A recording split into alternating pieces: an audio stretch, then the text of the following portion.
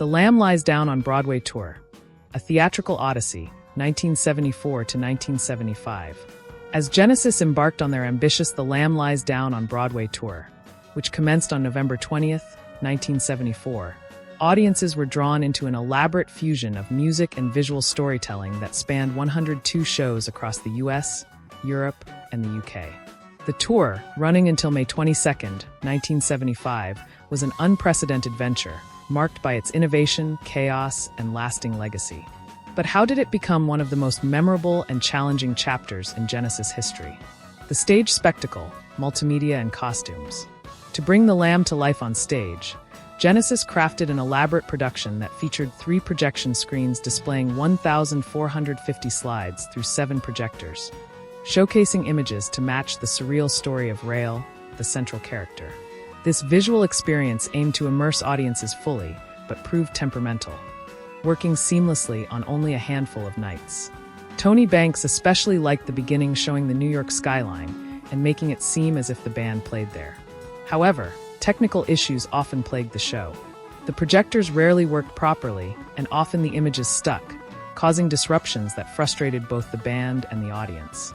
Mike Rutherford mentioned the Chicago show as a rare instance when everything fell into place. It was such a multimedia event. The music, it was just an assault on the senses. But these perfect moments were few and far between, and the strain of performing an unfamiliar double album took its toll. At the time when we first presented it, it was just a bunch of unfamiliar material, Peter Gabriel admitted. It wasn't something that instantly brought the house down. Peter Gabriel's costumes also became a focal point. While Rael required just a leather jacket and makeup, Gabriel's more outlandish costumes stole the spotlight. The most memorable was the Slipperman suit, described by road manager Richard MacPhail as resembling inflated condoms, out of which Gabriel would emerge from a tube during the performance, a scene intended to evoke rebirth. Unfortunately, the costume was so cumbersome that Gabriel struggled to sing into the microphone, impacting the performance. Phil Collins humorously described the Slipperman costume. "What's happening? I'm not sure, it's a lot of strange stuff, but there's Pete coming through a giant cock," highlighting both the spectacle and absurdity. Explosions and mishaps. The tour had its share of dramatic failures. During the climactic song, the show included a small explosion and a flash. On one occasion, the production manager accidentally caused a huge explosion, prompting Phil Collins to famously shout, "You're fired," as stunned concertgoers quietly exited the venue. Even more bizarre was the tour's final night in Besançon, France. Instead of a mannequin, Tony Banks's keyboard tech, Jeff Banks, appeared on stage naked, wearing only a leather jacket, playing with the audience's perception of reality under strobe lights. Internal struggles and Peter's departure.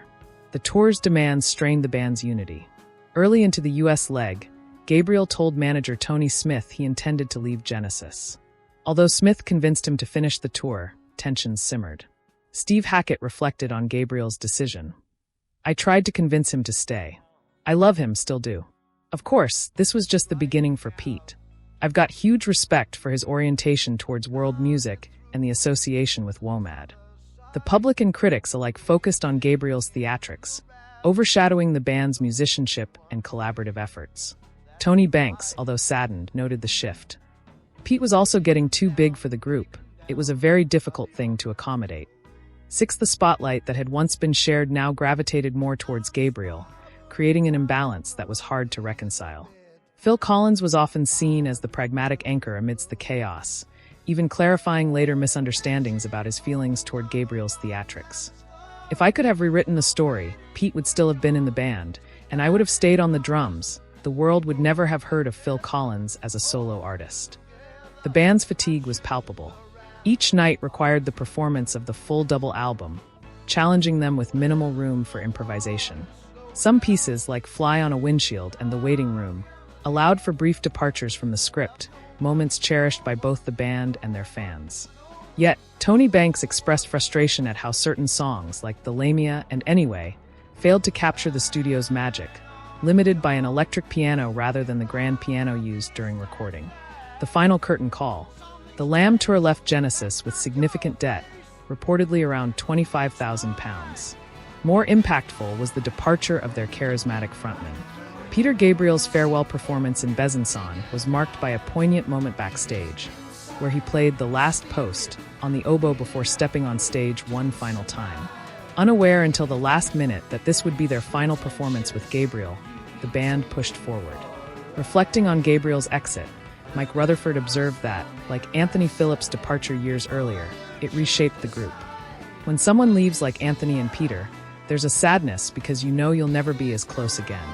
You stay in touch, but you lose that bond of sharing things.